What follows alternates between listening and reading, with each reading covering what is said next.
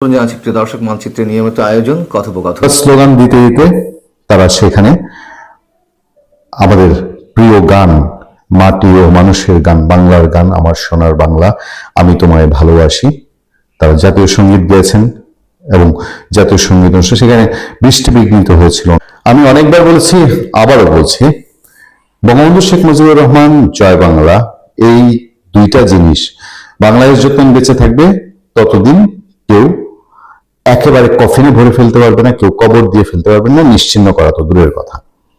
এবং যত বাধা এসেছে তত বাধাতেই, মানে ইউনূস সরকারের যে বাধা, রিপিট করি, শেখ হাসিনার মুক্তিযুদ্ধ, শেখ হাসিনার সরকারের, শেখ হাসিনার বললে হয়তো ভুল হবে ব্যক্তি হিসেবে বললে, বিএনপিতে এখনো যথেষ্ট পরিমাণ মুক্তিযোদ্ধা আছেন, মুক্তিযুদ্ধপন্থী আছেন। আমি আজকেও কথা বলেছি, দু একদিনের মধ্যে আপনারা সত্যিও দেখবেন বিএনপির মানুষজনকে যেরকম ক্যামেরায় বলেন এরকম অন্তরে পালন করেন সেরকম আছে। সুতরাং সবাইকে জয় বাংলা এবং বঙ্গবন্ধু এটা মানতেই হবে। সেটা আবার প্রমাণ হয়ে গেছে একেবারে 25শে মার্চ সন্ধ্যায় স্বাধীনতা দিবসের শুরু হওয়ার আর কিছুক্ষণ আগে বাংলাদেশে জাতীয় শহীদ মিনারে কিছু মানুষ, এবং বলতে পারেন গত 2 বছরের মধ্যে সবচেয়ে ব্যতিক্রমী জমায়েত, এটাও ইউনূস সরকার করতে দেয়নি। এবং ইউনূস সরকার ক্ষমতায় থাকলে পরে এটা করতে পারতো কিনা আমার সন্দেহ আছে। জমায়েত হয়েছিলেন বাংলাদেশের অন্যতম সাংস্কৃতিক ব্যক্তিত্ব কামাল পাশা চৌধুরীর নেতৃত্বে, এবং সেখানে আরো বেশ কয়েকজন, আমি সবার নাম বলছি না, সেই কাল আমি বিস্তারিত আয়োজকদের সকলের নাম বলবো। এবং সেখানে বাংলাদেশের বেশ কয়েকজন বীর মুক্তিযোদ্ধা উপস্থিত ছিলেন। তারা প্রথমে একটা ব্যানার নিয়েছেন, সেই ব্যানারটিতে লেখা ছিল মার্চ 71 স্মরণে সম্মিলিত আয়োজন 2026 আলোর মিছিল, 25 মার্চ 2026 সন্ধ্যা 7:30 কেন্দ্রীয় শহীদ মিনার থেকে জগন্নাথ হল গণকবর, in memory of the genocide in 1971। সেখানে একেবারে ফেলনার মতো জমায়েত না, ওই চোরের মতন বা ঝটিকা মিছিলের মতন আওয়ামী লীগ ছাত্রলীগ যা করে সেরকম না। এবং তারা বীর দর্পে শহীদ মিনারে সে অনুষ্ঠান আয়োজন করেছেন। সেখান থেকে তারা জয় বাংলা স্লোগান দিয়েছেন। জয় বাংলা স্লোগান দিতে দিতে তারা সেখানে আমাদের প্রিয় গান, মাটি ও মানুষের গান, বাংলার গান, আমার সোনার বাংলা, আমি তোমায় ভালোবাসি, তারা জাতীয় সঙ্গীত গেয়েছেন এবং জাতীয় সঙ্গীত অনুষ্ঠান সেখানে বৃষ্টি বিঘ্নিত হয়েছিল অনুষ্ঠান। এবং জাতীয় সঙ্গীত শেষে তাদের হাতে আরো একটি ব্যানার, জাতীয় সঙ্গীত শেষে না, তার ইতিমধ্যে তাদের হাতে আরো একটি ব্যানার ছিল। সেই ব্যানারটিও ছিল আমাদের মুক্তিযুদ্ধের সময়কার ছবি সম্বলিত আঁকা ছবি দিয়ে। সেইটিতে লেখা ছিল জয় বাংলা, 25শে মার্চ কালরাত্রি গণহত্যা, সেসবের মধ্যে দিয়ে, এবং শিল্পীর তুলিতে ফুটিয়ে তোলা হয়েছে আমাদের 25শে মার্চের সেই কালরাত্রির বিভৎসতা।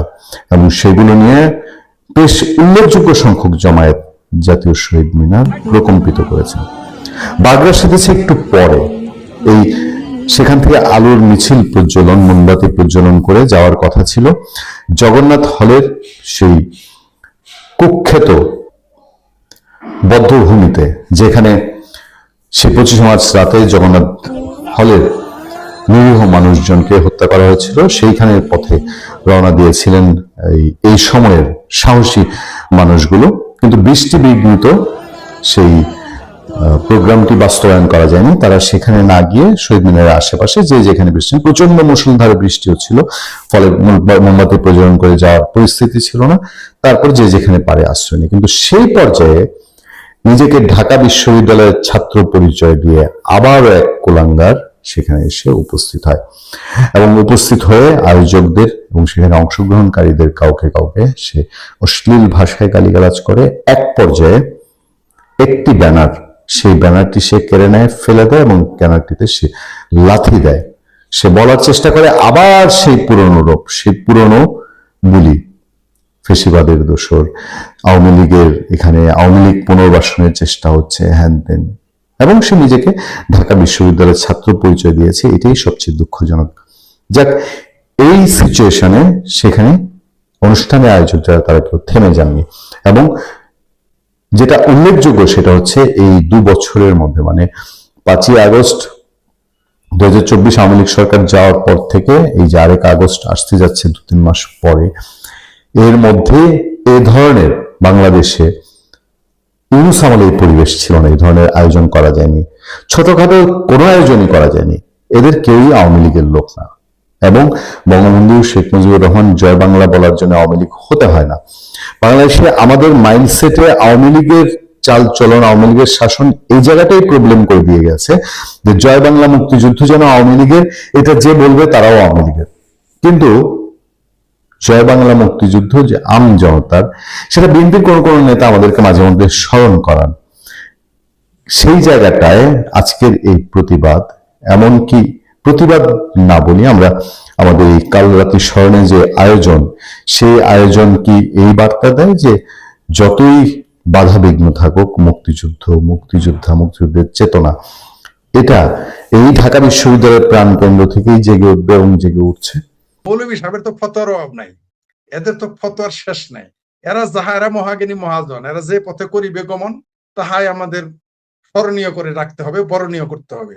যেমন ইসলাম কায়েমের জন্য এখন হিন্দু কৃষ্ণ নন্দীকে নমিনেশন দেয়, ইসলাম কায়েমের জন্য নারীকে তারা এখন রাতের 12টা বাইরে থেকে বাইর করে ঘরে ঘরে পাঠায়, এখন যায়। কিন্তু আমরা শাহবাগের দিনের বেলায় যখন আন্দোলন করতাম, সেটা ছিল হারাম আন্দোলন, কারণ আন্দোলনটা তাদের বিরুদ্ধে ছিল।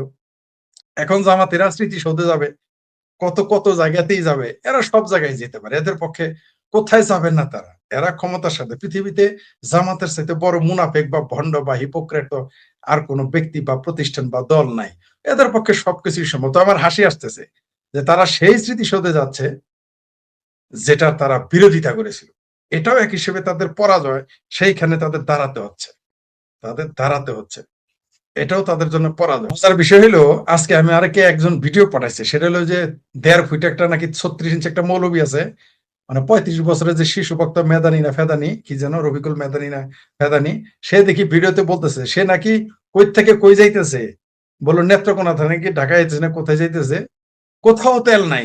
যে মন্ত্রী সাহেব এগুলো কি বলে, দেখেন আমরা বললে তো হয়ে যাবো শেখ হাসিনার দোষর, আমাদের বলতে হবে তেল আছে। তো যে মৌলানা পেদানি সাদানি এই তো বলতেছে যে তেল নাই, মৌলভী সাহেবেরাও বলতেছে তেল নাই, লোকজনও বলতেছে তেল নাই, কিন্তু মন্ত্রী দেখলাম আজকে নাকি কালকে হুমকিও দিয়েছে, কে বলে তেল নাই আমার কাছে পাঠায় দেন। ঠিকই বলছে, তেল তো মন্ত্রীদের মুখে তো তেলের অভাব নাই, মন্ত্রীদের মুখে তো তেলের অভাব নাই, তাই তারা ওটা বলতেই পারে। তবে বলে দেয়, বিএনপি এর আগে খেয়েছিল সার আর বিদ্যুতে, এইবার খাবে এই যে তেলে। বিএনপির কপালে খুব শনি আছে বললে আমার মনে হচ্ছে। এখন ভারত কোন রকম ভাবে যদি একটু পিছলে যায়, যদি ভারত একটু পাশ কেটে যায়, তাহলে এই সরকারের কপালে খুবই শনি আছে। আবার আর এক মন্ত্রী নাকি বলেছে যে 1 মাস গাড়ি না চালালে কি হবে, একটু হাঁটতে পারেন না। আবার আরেক, মানে এক এক মন্ত্রী এখন এক এক কথা কবে না জানে। এরা বলে ভাত না খায় থাকলে কি হয়, রোজার দিনে কি রোজা ছিলেন না, এটাও বলে ফেলতে পারে। তারপরে এও বলে ফেলতে পারে যে সুদানের মানুষ কি না খায় থাকে না, আফ্রিকার জঙ্গলে কি মানুষ থাকে না, বিল্ডিং এ যদি কারেন্ট না থাকে, গ্যাস না থাকে, কবো আফ্রিকার জঙ্গলে কি মানুষ থাকে না। যুক্তি তো এদের অভাব নাই, কারণ যখন যারা ক্ষমতায় থাকেন তারা হয়ে যান মহাজ্ঞানী মহাজন। তারা যে পথে করিবেন গমন, আমাদের তাদের পিছে পিছে যেতে হবে, তাদের কথাই আমাদের শুনতে হবে, কারণ আমরা তো বাধ্য। আমরা না আদালতে যেতে পারি, না কথা বলতে পারি, না লিখতে পারি তাদের বিরুদ্ধে। এখন সবচেয়ে মজার বিষয় হলো যে আন্দোলনের মাঠে কিন্তু কেউ নাই, কিন্তু কে নেতা হবে, কে খেতা হবে, তা নিয়ে আলোচনা শুনতেছি। নেতৃত্বের পরিবর্তন দরকার, কোনো সন্দেহ নাই, ন্যাচারালি এটা দরকার। তাদের সরকারের উচ্ছেদ ঘটেছে, পতন ঘটেছে, শুধু এই কারণে নয়, স্বাভাবিকভাবে নেতৃত্বের পরিবর্তন দরকার। নেতৃত্বের পরিবর্তন আনলে কাজে গতি বাড়ে। কিন্তু এই মুহূর্তে নেতৃত্বের যদি সারা দেশে পরিবর্তন আনে, আমি ব্যক্তিগতভাবে মনে করি এটা আওয়ামী লীগের লোকসান হবে, আওয়ামী লীগ বিপদে পড়বে, ক্ষতিগ্রস্ত হবে, আভ্যন্তরীণ কোন্দলের সৃষ্টি হবে।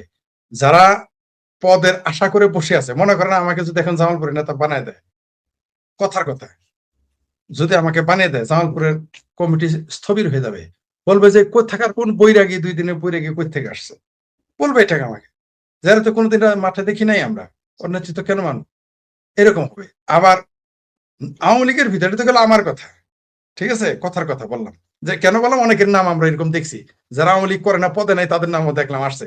এমনকি আমার পছন্দের একজন আছে, ইন্দিরার নামও আসছে। আমি হাসলাম, ইন্দিরা কোনোদিন আওয়ামী লীগের নেতৃত্বে আসবে না। আমি তাকে ব্যক্তিগত ভাবে যতটুকু বুঝি, তাকে নেতৃত্ব দিলেও সে নিবে না, যদি তার নাম চলে আসছে। দেখলাম যে মানে অনেকটা ট্রল করেছে, তার নামও লিখেছে, আমি দেখেছি। সে নেতৃত্বে যাবে না, কারণ নেতৃত্বের মানুষ, যেমন আমি কোনোদিনই নেতৃত্ব নিতে পারবো না, আমরা নেতৃত্বের উপযোগী না, আমাদের কাজ আলাদা। যেমন আপনাকেও যদি মনে করি আওয়ামী লীগ নেতৃত্ব দেয়, কথার কথা দায়িত্ব দিল, আপনি এটা ফেল করবেন, কারণ আপনার জগৎ আলাদা, আপনার অভিজ্ঞতা, আপনার মেধা, আপনার যোগ্যতা, আপনার প্রজ্ঞা ভিন্ন দিকের, আপনাকে ওই জায়গায় দিতে হবে। আসসালামু আলাইকুম রহমতুল্লাহি ওয়া বারাকাতুহু। সম্মানিত দর্শক, ১/১১ মানে কুখ্যাত ১/১১, সেই কুখ্যাত ১/১১টি কেবলই মাত্র যে বিএনপিকে ক্ষমতাচ্যুত করেছে তা নয়, কেবলই মাত্র খালেদা জিয়াকে সর্বহারা করেছে, তারেক জিয়ার মেরুদণ্ড ভেঙে দেওয়া হয়েছে, তাকে দোতলা থেকে ফেলে দেওয়া হয়েছে, ফ্যানের সঙ্গে বেঁধে পিটিয়ে তাকে আহত করা হয়েছে, অথবা তার ভাই আরাফাত রহমান কোকোকে মারতে মারতে তাকে মৃত্যু পথযাত্রী করে ফেলেছে। এটাই নয়, এই ১/১১ আওয়ামী লীগ বিএনপির সকল রাজনীতিবিদদেরকে রীতিমতো জাহান্নামের আগুনের মধ্যে ফেলে দিয়েছিল, ব্যবসায়ীদের জীবন তছনছ করে দিয়েছিল। এই ১/১১ বাংলাদেশের ইতিহাসের সবচেয়ে বড় কলঙ্ক, যেই কলঙ্কে সামরিক আমলা, বেসামরিক আমলা, চতুর ২ নম্বর রাজনীতিবিদ, কিছু সাংবাদিক, প্রথম আলো, ডেইলি স্টারের মতো সংবাদপত্র, বেশ কিছু দালাল এবং ফুরিয়া সবাই মিলে সেই মঈনুদ্দিন ফখরুদ্দিন সরকারের সেই সময়টিতে বাংলাদেশের উপরে যে রীতিমতো ধর্ষণ কর্ম চালিয়েছিল, সেই ধর্ষণ কর্মে অর্থনীতি তছনছ হয়েছিল, গণতন্ত্র তছনছ হয়েছিল, প্রশাসন যন্ত্র, মিলিটারি তন্ত্র তছনছ হয়েছিল, এবং ওটা আমরা এখনো পর্যন্ত আমরা সেই জায়গা থেকে ফিরে আসতে পারিনি। ১/১১ পূর্ববর্তী বাংলাদেশের রাজনীতি আর এখনকার রাজনীতি, ১/১১ পরবর্তী রাজনীতি, এই দুইয়ের মধ্যে আকাশ এবং পাতাল পার্থক্য। এই সর্বনাশ যারা করেছে তারা সবাই মোরাললেস দেশ থেকে বিতাড়িত। আর কয়েকজন আছেন যারা দৃশ্যপটে নেই, পালিয়ে আছেন, দেশের মধ্যে আছেন কিন্তু পালিয়ে আছেন। ২-১জন আছেন যারা অতি চালাক, তারা সমাজে ঘোরাফেরা করছেন, বড় বড় কথা বলছেন, কিন্তু তারা সেই কুশীলব হিসেবে ওই সময়ের যে অপকর্ম, সেই অপকর্মের কারণে তারা মানে অনুশোচনা বোধ না করে আরো একটি ১/১১, আরো একটি ২/১১ ঘটানোর জন্য যে চেষ্টা তারা করেছিল, তার প্রেক্ষিতে কিন্তু এই জুলাই আগস্ট বিপ্লবের পরে যে অন্তর্বর্তীকালীন সরকার গঠিত হলো, সেই ঘটনাটি ছিল মূলত ১/১১ ভার্সন 2। ১/১১ সময় যিনি কুশীলব ছিলেন ডক্টর মোহাম্মদ ইউনূস, তিনি এটার প্রধান ছিলেন। ১/১১ সময় যিনি নির্বাচন কমিশনার ছিলেন ব্রিগেডিয়ার সাখাওয়াত, তিনি এখানে উপদেষ্টা ছিলেন, প্রধানতম উপদেষ্টা। সেই ১/১১ সময় মাহফুজুর রহমান, মতিউর রহমান, মাহফুজ আলম, ডেইলি স্টারের মাহফুজ আলম না কি নাম, ডেইলি স্টারের সম্পাদক মাহফুজ আনাম, তো এরাই এই ডক্টর মোহাম্মদ ইউনূসকে পরিচালনা করেছে গত ১৭ মাস, এবং তারা ডক্টর মোহাম্মদ ইউনূসকে পচিয়ে গলিয়ে ছেড়ে দিয়ে এখন আবার তারেক রহমানের ঘাড়ে ভর করার জন্য প্রাণান্ত চেষ্টা চালিয়ে যাচ্ছে। আবার আগের মঈনুদ্দিন ফখরুদ্দিনকে ঘাড়ের উপর বসে তারা কিন্তু তাদেরকেও পচিয়েছে। এরকম কিছু লোক আছে যারা রং পরিবর্তন করে এই সমাজে টিকে আছে, আর একটা অংশ বাংলাদেশের মধ্যে পালিয়ে আছে। যেমন আপনি জেনারেল মতিন নামক একজন উপদেষ্টা ছিলেন, সে কি জীবিত না মৃত তাকে তো দেখা যাচ্ছে না। আবার মঈনুদ্দিন, সেনাপ্রধান মঈনুদ্দিন, সেই তত্ত্বাবধায়ক সরকার ফখরুদ্দিন, ব্রিগেডিয়ার বারী, ব্রিগেডিয়ার আমিন, এরা কোথায় আমরা জানি না, দেশের বাইরে হয়তো কোথাও আছে। তো এই যে একটা উপাখ্যান তৈরি হলো ১/১১, সবাই যার যার মতো করে তারা লজ্জিত, অনুতপ্ত, অনুশোচনা করেছে, কিন্তু একজন লোক বুক ফুলিয়ে চলেছে, দুজন লোক বুক ফুলিয়ে, একজন যেমন ব্রিগেডিয়ার সাখাওয়াত বুক ফুলিয়ে ঘুরেফেরা করছেন, কিন্তু তিনি ঘোরাফেরা করলো তিনি সিভিল সোসাইটির সাথে, মতিউর রহমান বা মাহফুজ আনাম, এদের পর্যায়ে থেকে, বা দেবপ্রিয় ভট্টাচার্য, মানে দেবপ্রিয় ভট্টাচার্য, ব্রিগেডিয়ার সাখাওয়াত, মাহফুজ আনাম, মতিউর রহমান, এই গ্রুপটি তারা সমাজে ঘুরে বেড়াচ্ছে বিভিন্নভাবে। তারা এলিট সেজে, বুদ্ধিজীবী সেজে, এবং আমাদের এই সমাজ যেটা হয় এদের মধ্যে তো এর বাইরে যারা মোটামুটি আমলা কামলা নজরে ছিলেন তাদের মধ্যে দুটো গ্রুপ হয়েছে। একটা হলো বাংলাদেশে একেবারে চুপ হয়ে গেছে, আর একটা গ্রুপ হলো বিদেশে পালিয়ে গেছে। তো এই যে টোটাল গ্রুপের মধ্যে ইউনিক একটা পিস ছিল, মানে আমি যাদের নাম বললাম তাদের সবার থেকে আলাদা। তিনি মাসুদ উদ্দিন চৌধুরী। 11 সরকারের পতনের পরে আওয়ামী লীগ সরকার যখন এলো, তখন যাদেরকে সেফ এক্সিট দেওয়া হয়েছিল বা বাংলাদেশে যাদেরকে নিরাপত্তা দেওয়া হয়েছিল, তাদের বাইরে গিয়ে এই মাসুদ উদ্দিন চৌধুরীকে পুনর্বাসন করার চেষ্টা করা হয়েছে। তাকে রাষ্ট্রদূত বানানো হলো অস্ট্রেলিয়াতে, তারপর তাকে এমপি বানানো হলো। এতে সে সন্তুষ্ট ছিল না। সে করল কি, আওয়ামী লীগের যে সকল সিন্ডিকেট ছিল, ম্যান পাওয়ারের সিন্ডিকেট, এই যে মালয়েশিয়াতে যে ম্যান পাওয়ার জনশক্তি রপ্তানি, এই একটা রপ্তানির কেসে প্রায় 30,000 কোটি টাকা, আবার বলছি 30,000 কোটি টাকা, এই একজন আছে। তারপরে আর একজন হলো ওই বেনজির সাহেব নাম, সংসদ সদস্য ছিলেন মানিকগঞ্জের এদিকের কোথাও। আর একজন হলো নূর আলী। এরকম 6-7 জনের যেটা সিন্ডিকেট, সেই সিন্ডিকেটের মধ্যে এই জেনারেল মাসুদও ঢুকে যায়। ঢুকে গিয়ে ওই যে 30,000 কোটি টাকা শুধু একটা কেসে তারা এই অপকর্ম করেছে, এর বাইরে আরো কত কি করেছে। এরপর বাংলাদেশে এসে সেই গুলশানের খুব বড় একটা জায়গাতে, লিংক রোডে, সে বিরাট একটা রেস্টুরেন্ট সে দিয়েছে। দিয়ে সে বুক ফুলিয়ে চলছিল যে জীবন তার এভাবেই যাবে। আর গত 17 মাসে সে বুক ফুলিয়ে চলছে। এই কারণ হলো যে ডক্টর ইউনূসের সরকার তো ছিল বেসিক্যালি 111 ভার্সন 2। কাজে 111-এর যারা কুশীলভ, তাদের তো এই সময়তে ভয় পাওয়ার কোনো কারণ ছিল না। সবাই যেভাবে দাপট দেখিয়েছে, সেও দাপট দেখিয়েছে। এর মধ্যে তারেক রহমান চলে আসছে, এবং সে যে রাতারাতি তাকে গ্রেপ্তার করবে সে ভাবতেও পারেনি। তার আগেই কিন্তু সে গ্রেপ্তার হয়ে গেছে। এখন এই লোকটিকে গ্রেপ্তার করাটা কি ঠিক হলো কিনা তারেক রহমান সাহেবের, এটা হলো প্রশ্ন। ঠিক মানে কি, এই লোকটিকে যদি গ্রেপ্তার করা না হতো, তারেক রহমান সাহেব ক্ষমতায় থাকতে পারতেন না।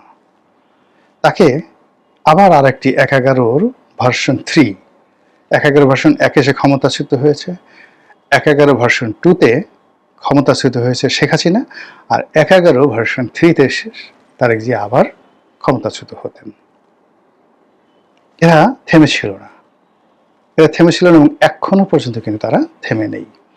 কাজে শুধু মাসুদ উদ্দিন চৌধুরী না, এর সঙ্গে সঙ্গে অন্য যারা আছেন, এমনকি ডক্টর মোহাম্মদ ইউনূস, তাদের বিরুদ্ধে যদি তারেক রহমানকে সাস্টেন করতে হয়, বাঁচতে হয়, তাদের বিরুদ্ধে কিন্তু ব্যবস্থা নিতে হবে। আদারওয়াইজ ম্যাসাকার হয়ে যাবে, রীতিমতো ম্যাসাকার হয়ে যাবে।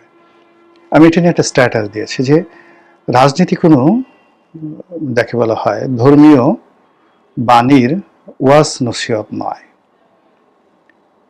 রাজনীতি একটা যুদ্ধ। এই যুদ্ধের ময়দানে আপনাকে পরাজিত হতে হবে অথবা বিজয়ী হতে হবে, এবং আপনি যখন বিজয়ী হবেন, প্রতিপক্ষকে পরিপূর্ণভাবে ক্ষমা করে দিতে হবে অথবা পরিপূর্ণভাবে তাকে শাস্তি দিতে হবে। এর বাইরে মাঝামাঝি আর কিচ্ছু নেই। এই হলো অবস্থা। তো সেই অর্থে এখন বাংলাদেশে যা কিছু হচ্ছে, ধরে নিন যে 11 ভার্সন 3-র জন্য আর একটা প্রস্তুতি চলছে।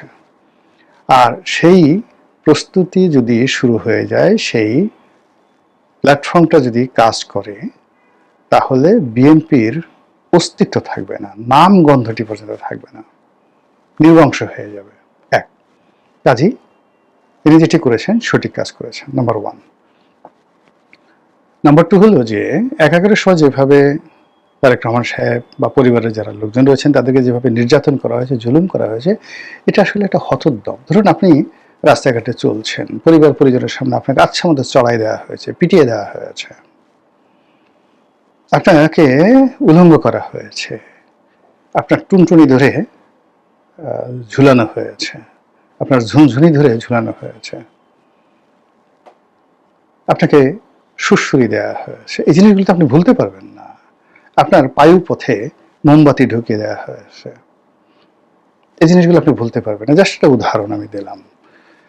এবং এই ঘটনাগুলো আবার আপনার আপনজনের সামনে করা হয়েছে, আপনার স্ত্রী পুত্র সন্তান তাদের সামনে করা হয়েছে, যেন সো দ্যাট আপনি কোনোদিন পরিবারের কাছে মাথা তুলে দাঁড়াতে না পারেন।